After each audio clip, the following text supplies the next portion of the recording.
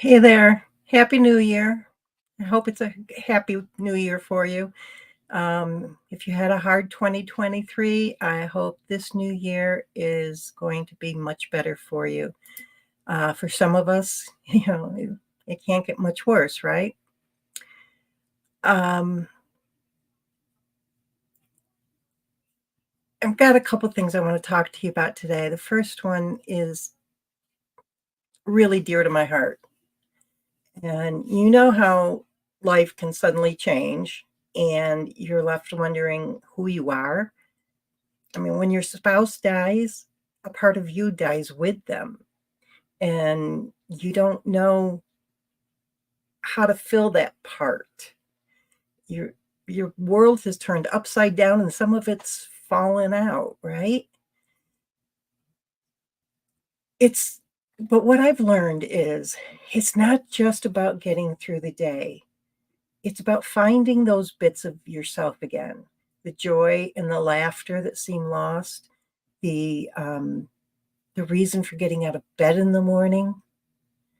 So what I did is I created a roadmap, and it's not just for me, but for anyone who feels like they've lost a part of themselves, especially, if it was a spouse that you lost through death.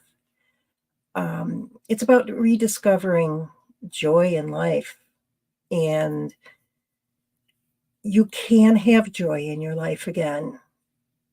I'm not sure where you are in your grief journey, but if it's very early, the idea of joy just sounds like a foreign language to you. You don't know what it is, and that's okay.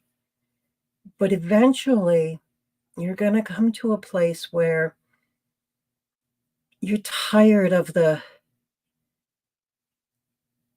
being sad all the time. You're tired of not knowing or not caring about the future. You're gonna start thinking about what your future might look like, but you can't really dream about it because the person you dreamt about having it with isn't there.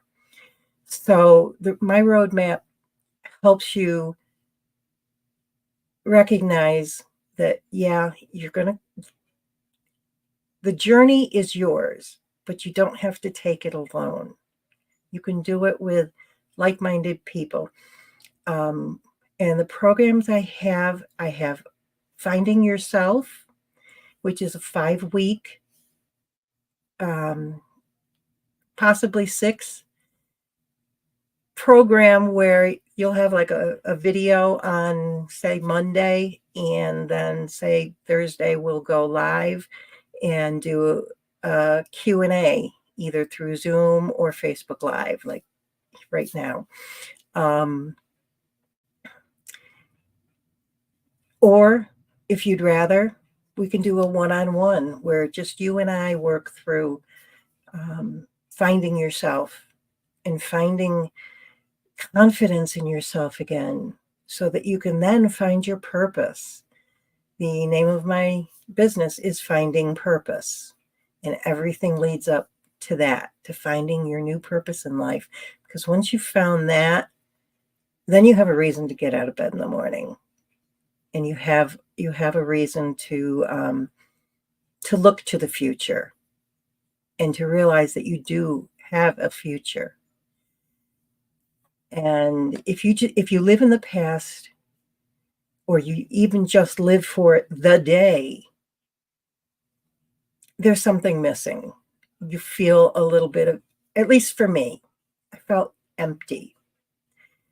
So now I'm living a little bit further into the future. I can actually envision where I can be a year, 3 years, 5 years from now. If somebody had asked me, back when Dan first died, if they had asked me, where do you think you'll be in 5 years? Can you I would say, I don't know, alive, because I couldn't envision, a life without my husband for that long a period of time. That sounded like forever for me, 5 years without him. The longest we'd ever been apart was a week, I think, when I'd visit my mother. Um, so yeah, you get there. It helps if you have somebody to guide you, somebody to walk beside you, somebody to hold your hand on this journey. And I can be that person if you'd like. Just send me a message or put a purple heart in comments because I'm all about the purple. The other thing I wanted to tell you about is on Thursday morning, 9 o'clock Eastern, or 9:15, I think, Eastern, a friend of mine and I are going to go live together. Now, she is the divorce doctor. So, for all my friends who are divorced or are contemplating divorce or are going through a divorce, um, she's the person you want to talk to. She's based in Great Britain. She has a lovely accent. She's a wonderful person. We spent a good almost an hour today talking, and there are similarities between the grief you feel when your spouse dies and the grief you feel when you're going through a divorce. There are similarities. There are differences as well. And sometimes those differences are huge, and sometimes they're not so huge. And so we're going to talk a little bit about that. And it should be a good conversation. So I invite you to join us. It's this Thursday. What's the date? January 4th at 9:15 a.m. She and I are going to meet at 9 and work out the kinks because neither one of us have done this before, gone live with another person. So that should be interesting. And the last thing I wanted to talk to you about was the new year. Now, I don't make resolutions. I stopped doing that a long time ago because, I never got past the first week with them. What I've started doing, and what a lot of us who are entrepreneurs, especially in the online business type of enterprise, we choose a word of the year. And some people, they choose big, grand, wonderful words. I can't think of anything right now, but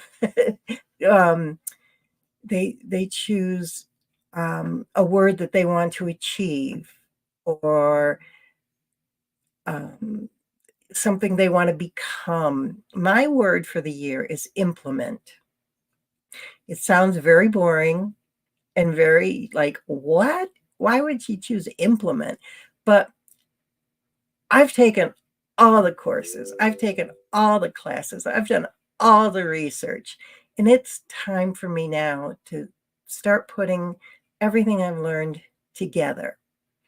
And you're going to benefit from it.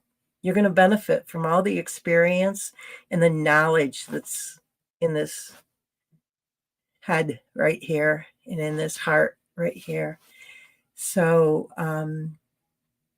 you can look forward to me implementing everything I've learned. And I would love it if you could choose a word for the year. What would it be? Go ahead and put that in comments too. But no, if you put a purple heart, I'm going to be in contact with you. And Happy New Year. I hope 2024 is a wonderful year for you and yours. And now I need to find the thing that makes it turn off. You have a great day. Have a great rest of your Monday and a great rest of your week and a great year. Bye-bye now.